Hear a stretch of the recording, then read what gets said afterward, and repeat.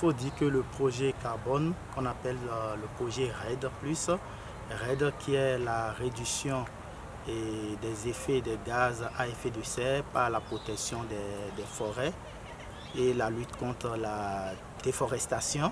C'est un projet qui vise à réduire les gaz à effet de serre par la protection des forêts et la lutte contre la déforestation.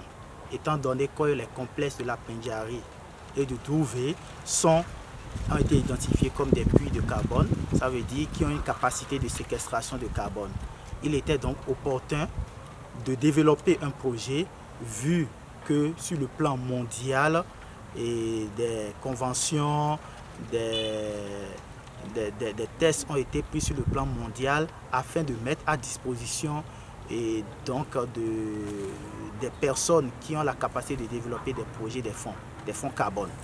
Donc pour accéder à ces fonds carbone, il faut bien sûr passer le processus du marché carbone afin réellement de pouvoir accéder à ces fonds carbone. C'est dans cette optique que nous avons développé ce projet intitulé Projet RED+, pour les parcs de la Pendjari et du Douvé Bénin.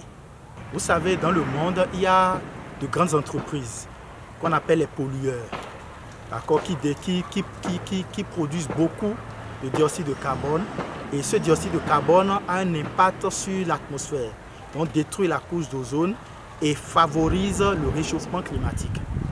Et donc, il faut des espaces viables pour concentrer ce dioxyde de carbone qui est émis par les grands pollueurs. Nous nous positionnons sur ce qu'on appelle le marché libre de carbone.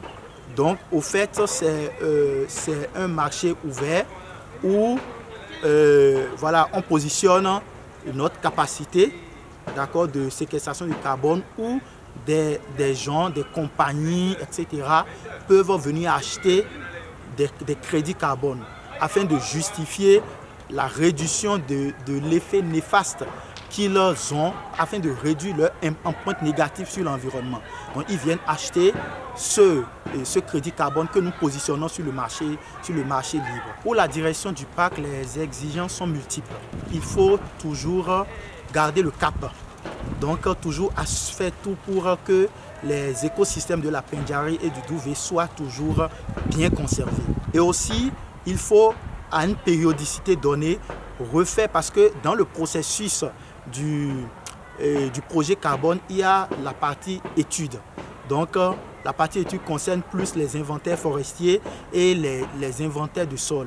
Les inventaires forestiers pour pouvoir estimer la capacité de séquestration de carbone au niveau des arbres en général, en termes classiques.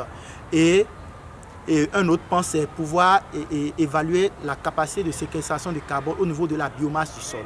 Donc il y a deux grandes études que nous devons faire à une périodicité de 2-3 ans afin de pouvoir toujours montrer que nous constituons toujours des puits de carbone et pour que le financement puisse continuer. L'espoir est permis et nous sommes déjà très confiants qu'à partir de cette année, nous allons recevoir les fonds carbone pour le bien-être de la conservation, pour le bien-être des communautés locales et pour pouvoir combler des gaps financiers pour la conservation durable et des parcs nationaux. Il faut aussi dire que pour le succès de ce projet, African Park a fait une collaboration avec une structure internationale que nous appelons South Pole, qui est une structure qui est experte dans le montage des projets carbone.